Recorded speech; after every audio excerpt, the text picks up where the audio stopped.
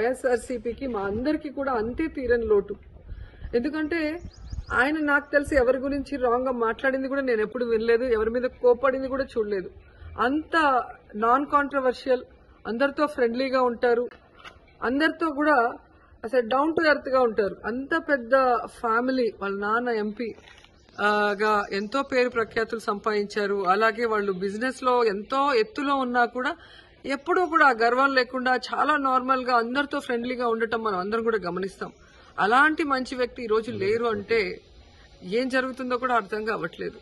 ఎందుకంటే మొన్ననే మనం పునీత్ రాజ్ కుమార్ చూసాం. సో ఒక ఫిట్ బాడీ, ఒక హెల్తీ లైఫ్ ని, ఒక హెల్తీ ఫుడ్ తీసుకునే వాళ్ళకి ఎందుకు ఇలా జరుగుతుంది అనేది అర్థం కావట్లేదు. అంటే కోవిడ్ వచ్చిన తర్వాత పోస్ట్ కోవిడ్ లో చాలా మందికి హార్ట్ స్ట్రోక్స్ వస్తున్నాయి.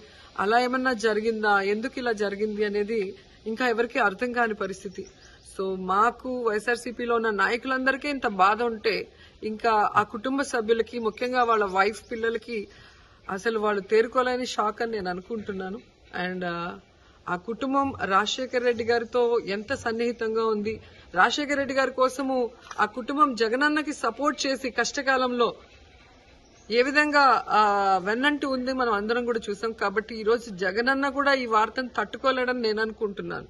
ఎందుకంటే నా కళ్ళ ముందు నేను చూశాను జగనన్న ఒక చిన్నప్పటి నుంచి కలిసి పెరిగిన ఫ్రెండ్స్ లాగో లేదా కజిన్స్ లాగో అంతా బాగా ఉంటారు వాళ్ళిద్దరు.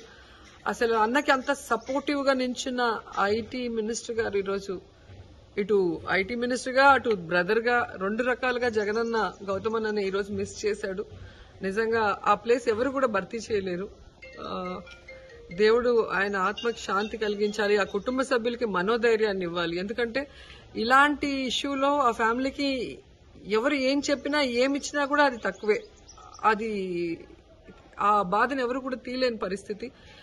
కానీ ఈరోజు మొత్తం నాకు తెలిసి ఏపీ అంతా కూడా కంటిన్యూస్ గా బాధపడే ఒక సిచ్యువేషన్.